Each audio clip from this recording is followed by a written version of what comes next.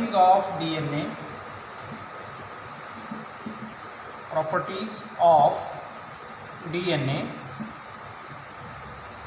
Now we will discuss about the mechanism of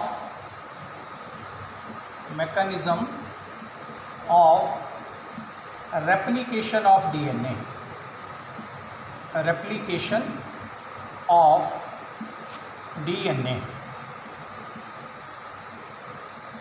replication of DNA करने से पहले मैं आपको बताना चाहूँगा कि रेप्लिकेशन का मतलब क्या है। देखो, most of the eukaryotic cells में जो डीएनए है that is double standard and linear. ये जो डबल स्टैंडर्ड डीएनए है इसमें दो स्ट्रैंड्स हैं, one runs from 5 prime end two 3 prime end and the second one runs from 3 prime end to 5 prime end. Replication का मतलब क्या है डीएनए का कि ये दोनों स्ट्रैंड्स जो हैं ये एक दूसरे से सेपरेट होके, जैसे ये स्ट्रैंड और ये अभी क्वाइल्ड हैं तो ये अनक्वाइल्ड होके दोनों स्ट्रैंड्स मॉडल एक्ट करते हैं और अपने कंप्लीमेंट्री यानी अपने अपोजिट दूसरा स्ट्रैंड जो है वो सिंथेसाइज करते हैं। यानी दोनों स्ट्रैंड जो हैं वो एक दूसरे से सेपरेट होके एक एक स्ट्रैंड नया बनाते हैं। तो ये जो प्रोसेस होता है, process of duplication of one DNA molecule into 2 daughter DNA molecules, इसको हम बोलते हैं DNA replication. And it takes place during the S phase of interphase.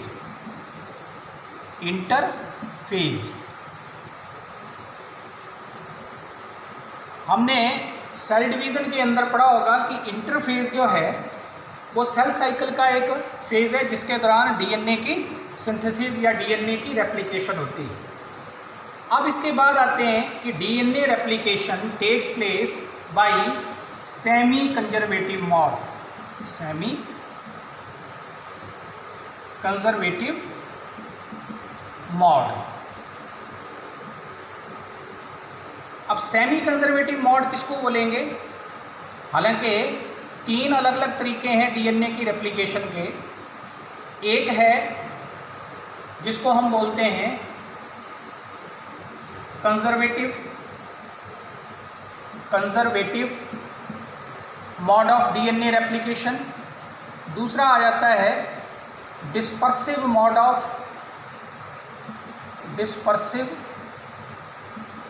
Mode of DNA replication and the third one is semi conservative. हमारे में जो DNA की replication होती है दैट इज़ सेमी कंजर्वेटिव। और सेमी कंजर्वेटिव का मतलब क्या है? जैसा कि ये पहले मैंने बोला कि एक पेरेंट डीएनए के अंदर 2 स्ट्रैंड्स हैं, 2 चेन्स हैं न्यूक्लियोटाइड्स की। ड्यूरिंग द रेप्लिकेशन ये दोनों चेन्स जो हैं एक दूसरे से अनक्वाइल एंड अनजिप करती हैं, यानी अलग होती हैं और अपने अपने कंप्लीमेंट्री एक एक नई चेन बनाती हैं। तो ये न्यू चेन्स हैं ये दोनों, और ये पेरेंटल चेन्स हैं, यानी ये पेरेंटल डीएनए में थी और ये दोनों नई बनी। तो हर एक डॉटर डीएनए मॉलिक्यूल में 1 strand is of parental type and the other one is newly formed. इसलिए इसको हम क्या बोलते हैं कि half of the portion is conserved और दूसरा हाफ जो है यानी जो स्ट्रैंड है वो नया बना, इसलिए इसको semi conservative mode of DNA replication बोलते हैं। अब इसके हम वेरियस स्टेप्स की बात करेंगे। अलग अलग स्टेप्स कौन से हैं डीएनए रेप्लिकेशन के? तो डीएनए रेप्लिकेशन जो है उसके वेरियस स्टेप्स करने से पहले एक और चीज़ कि DNA replication semi conservative mode के जरिए ही होती है। इसको डिफरेंट एक्सपेरिमेंट्स की हेल्प से एक्सपेरिमेंट्स की हेल्प से अलग अलग साइंटिस्ट ने प्रूव किया। आज तो हम कह रहे हैं कि ये सेमी कंजर्वेटिव मॉड के जरिए होती है। तो सेमी कंजर्वेटिव मॉड के जरिए होती है, ये किसने प्रूव किया? तो मैथ्यू मीजलसन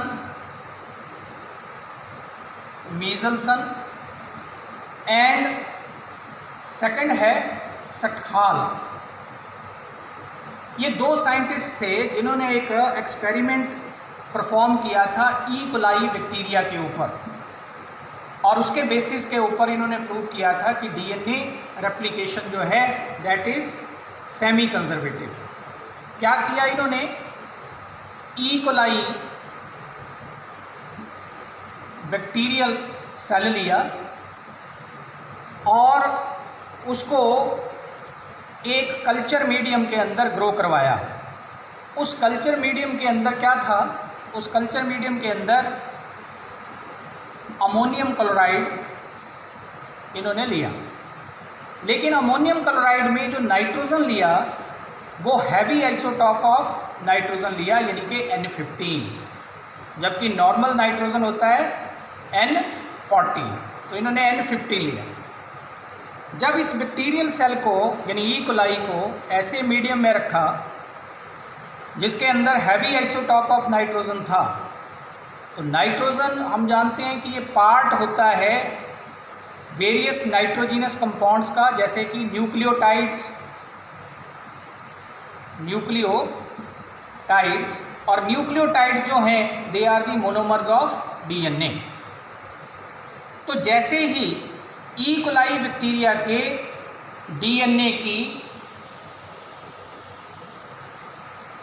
यानी ई कोलाई बैक्टीरिया को उसके अंदर रखा, तो उसके दोनों स्टैंड्स के ऊपर N15 यानी हैवी आइसोटॉप ऑफ नाइट्रोजन जो है उसकी लेबलिंग होगी, क्योंकि ये हैवी आइसोटॉप वाले नाइट्रोजन कंटेनिंग मीडियम के अंदर इसको प्लेस किया था। तो दोनों स्टैंड्स के ऊपर जो न्यूक्लियाइड थे उनके ऊपर N15 जो है वो प्रेजेंट था। अब आफ्टर एवरी 20 मिनट्स जो ई कोलाई बैक्टीरिया हैं वो डिवाइड करते हैं, यानी generation time in bacterial cells is of 20 minutes. तो 20 मिनट्स के बाद जब ऑब्ज़र्व किया गया तो ये दोनों स्टैंड जो थे, यानी एक ये तो सिंगल डीएनए है, यानी एक ई कोलाई बैक्टीरियम का डीएनए है। जब दो बैक्टीरियल सेल्स बन गए तो उनके अंदर एक एक अपना अपना डीएनए यानी बना। तो ये जो दोनों डीएनए मॉलिक्यूल्स आए, ये ऐसे दो डीएनए मॉलिक्यूल्स जब आ गए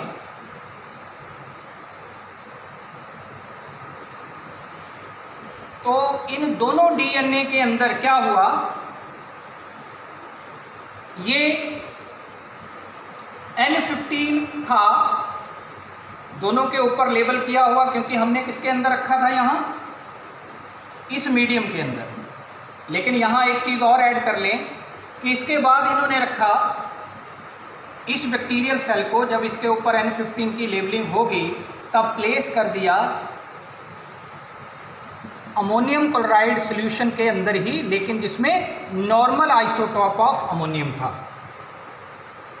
अब आफ्टर 20 मिनट्स क्या हुआ कि N15 एक स्टैंड पर रहा और दूसरे स्टैंड पर क्या आ गया? N14। इसी तरह से ये जो दूसरा डॉटर डीएनए मॉलिक्यूल बना उसमें भी एक स्टैंड के ऊपर N15 और दूसरे के ऊपर N14 आ गया। ऐसा इसलिए हुआ कि ये दोनों पेरेंट स्टैंड्स सेपरेट हो गए। एक एक स्टैंड पेरेंटल रहा यानी N15 वाला रहा, और दूसरा मीडियम में जो अवेलेबल था वो नॉर्मल नाइट्रोजन का आइसोटॉप था। इसलिए जो नया स्टैंड बना उसके न्यूक्लियोटाइड्स में लेबलिंग किसकी हुई? N14 की। ऐसे ही दूसरे वाले में। अब सेकेंड जनरेशन जब आई आफ्टर 40 मिनट्स, यानी आफ्टर 40 मिनट्स जब हम देखेंगे तो फिर क्या होगा इस डीएनए से भी 2 डीएनए, इससे भी 2 डीएनए बनेंगे, यानी कि इन 2 बैक्टीरियल सेल से आगे क्या बन जाएंगे 4। तो इन 4 बैक्टीरियल सेल्स में क्या होगा, 4 बैक्टीरियल सेल्स में जैसे इसकी अगर मैं बात करूं तो एक स्टैंड तो ये पेरेंटल है यानी N15 वाला, दूसरा स्टैंड ये N14 वाला आ गया, ये N14 और ये N15, यानी ये मैं इसकी बात कर रहा हूँ एक की, कि ये दोनों इसके सेपरेट हो गए। अब इसने भी नया बनाना, इसने भी नया बनाना, तो मीडियम है, यहाँ भी मीडियम उसी तरह से रखा N14 यानी नॉर्मल आइसोटॉप ऑफ नाइट्रोजन वाला। तो यहाँ पे क्या हुआ, अब जो नया स्टैंड बनना है वो N14 वाला ही बना, ऐसे ही इसका भी नया स्टैंड जो है वो N14 वाला ही बना। ठीक है, सिमिलरली इसकी बात करें तो इससे भी वही 2 बनने हैं, यानी इसके दोनों स्टैंड सेपरेट हो गए। तो ये एक स्टैंड आ गया N15 वाला और ये दूसरा स्टैंड आ गया N14 वाला और दूसरा आ गया N15 वाला। अब मीडियम है N14 वाला, तो नया दोनों में क्या बनेगा N14 वाला ही, N14, और ये भी क्या बन जाएगा N14। तो कुल मिला के अगर हम बात करें तो ये वाला डीएनए और ये वाला डीएनए, ये दोनों डीएनए कैसे हैं, पेरेंट जैसे। ये सेकंड जनरेशन के लिए फर्स्ट जनरेशन क्या है, पेरेंट। तो ये दोनों पेरेंटल टाइप के डीएनए मॉलिक्यूल्स हैं, और ये दोनों जो हैं, ये और ये न्यूली फॉर्म्ड हैं। तो 50% डीएनए पिछली जनरेशन जैसा ही रहा और 50% जो है वो नया बना। ये जो है ये 2 जनरेशन तक इन्होंने जब ये एक्सपेरिमेंट करके देखा ई कोलाई के अंदर, तो फिर इन्होंने कंक्लूजन दिया कि DNA replication is semi conservative. और इन डीएनए फ्रेगमेंट्स को सेपरेट करने के लिए इन्होंने सेंट्रीफ्यूगेशन